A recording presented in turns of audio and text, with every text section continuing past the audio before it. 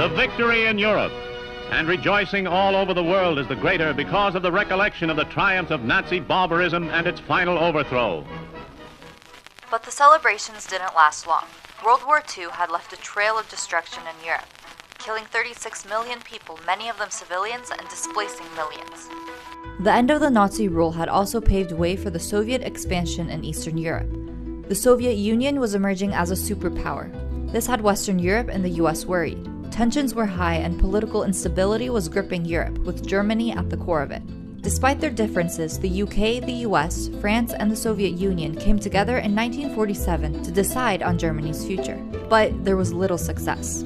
Following the failed meeting, this guy, the then UK Foreign Secretary Ernest Bevin, was committed to finding a solution. The Western powers had to organize themselves to defend against Joseph Stalin's expansionist ambitions and the Soviet military power. A year later, Bevin's persistence led to the formation of the Brussels Treaty, signed by Belgium, France, Luxembourg, the Netherlands, and the UK. The treaty aimed to show cooperation among Western European countries and encouraged the US to join the alliance. On April 4, 1949, the US did join. The North Atlantic Treaty was signed in Washington, D.C. by 12 countries.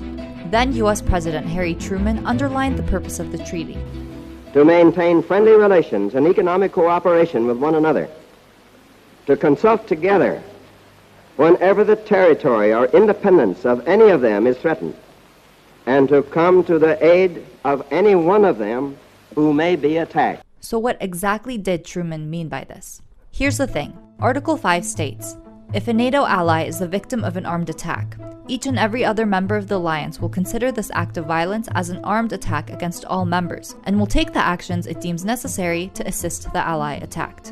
In 1952, more countries joined NATO, Turkey and Greece. Then 3 years later, West Germany followed.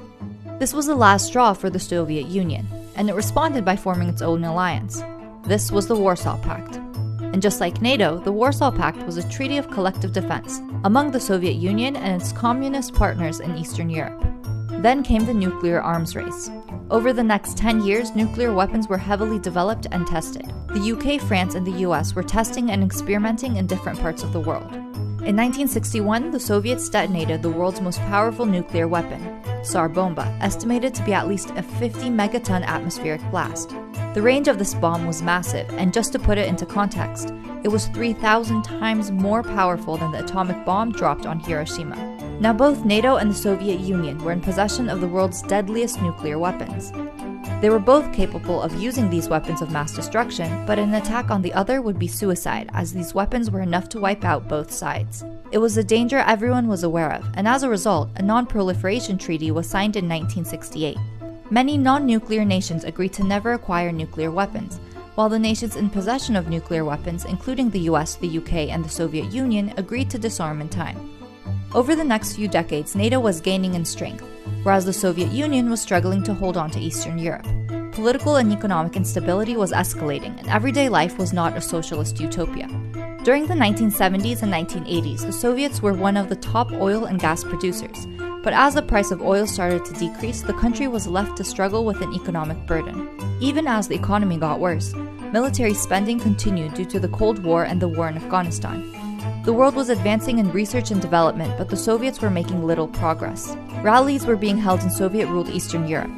The revolutions of 1989 in Poland, Hungary, East Germany, Bulgaria, Czechoslovakia, and Romania gained momentum. Following weeks of civil unrest, the East German government gave in. On November 9, 1989, citizens of East Germany were allowed to visit West Germany, and in the joy of reunification, crowds climbed over the Berlin Wall and started to bring it down. With countries declaring independence from the Soviet Union, the Warsaw Pact started to disintegrate, and on December 26, 1991, the Soviet Union collapsed. After the collapse of the Soviet Union, was there really a need for NATO?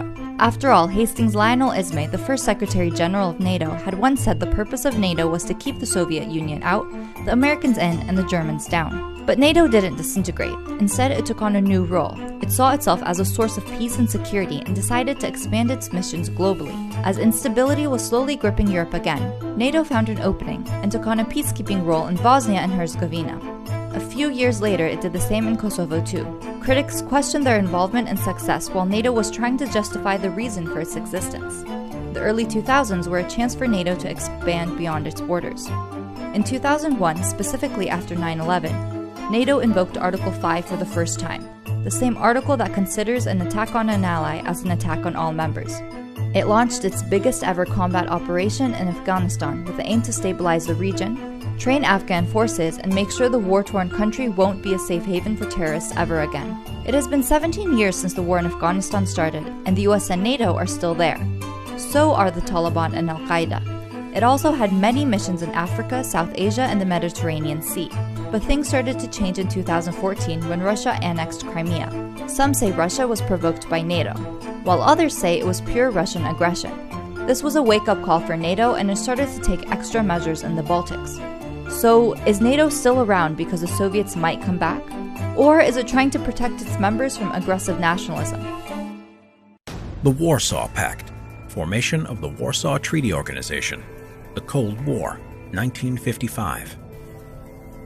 The threat of West Germany's entry into NATO in 1955 caused the USSR to retaliate by forming the Warsaw Pact, or Treaty of Friendship, Cooperation, and Mutual Assistance. Like NATO, a collective military was formed, but signed among the Soviet satellite states of Eastern Europe and was dominated by the USSR. If one country within the pact was attacked, the others would come to its aid. This created a counterbalance to NATO. The Warsaw Pact, as the name implies, was signed in Warsaw, Poland on May 14, 1955 by the USSR, Poland, East Germany, Czechoslovakia, Hungary, Romania, Bulgaria, and Albania. The remilitarization of West Germany and its inclusion into NATO in 1955 was seen as a direct threat to the Soviet Union. The collective security of all these nations together would give the Soviet Union and its satellite states a greater defense against NATO and negotiating power over it. Apart from this motivation, the Warsaw Pact also worked as a way of strengthening the Soviet Union's control over the communist satellite states that made up the Eastern Bloc. Civil unrest in the Eastern Bloc, such as the uprising of 1953 in East Germany, was a cause of concern for the Soviet Union. The military forces of the Warsaw Pact members were placed under the command of a Soviet commander-in-chief. Soviet troops were also kept in these countries to deter any of them from leaving the Soviet sphere of control. The Warsaw Pact would cause problems for the Soviet Union just a year later in 1956, as Hungary and Poland both staged uprisings. For example, in Hungary, the new government wanted to withdraw from the Warsaw Pact and see the removal of Soviet troops in its territory. Warsaw Pact troops would be used to crush uprisings within the satellite states throughout the Cold War, such as the Prague Spring in 1968. The Warsaw Pact troops, numbering over 500,000, were made up of Soviet Russians, Bulgarians, Polish, and Hungarians. Romania, Albania, and East Germany refused to participate, and soon after, Albania formally withdrew from the Warsaw Pact as a result of the invasion. The Warsaw Pact officially came to an end in 1991, following the dissolution of the Soviet Union, but by the late 1980s, it was already ineffective due to sweeping political changes within the satellite states.